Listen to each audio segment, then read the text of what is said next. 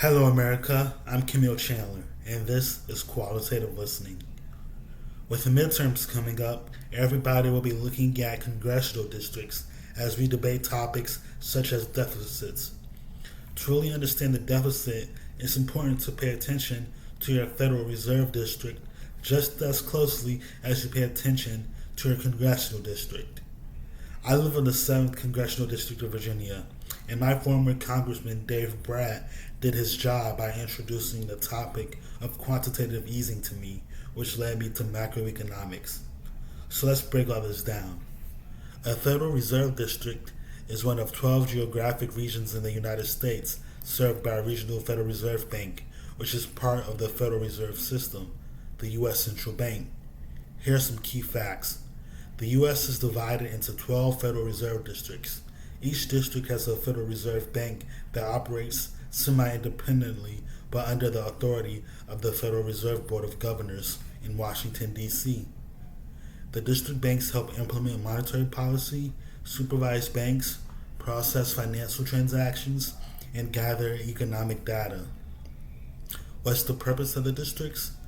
The districts were created to ensure that the Federal Reserve System reflects the diverse regional economies of the U.S. and prevents power from being centralized solely in Washington or New York. Here's some examples of districts. Boston is the first district. New York is the second district. Philadelphia is the third district. Richmond is the fifth district. San Francisco is the 12th district, and that's the largest by area. Each district has its own president and board of directors and participates in the Federal Open Market Committee, or the FOMC, which sets interest rate policy.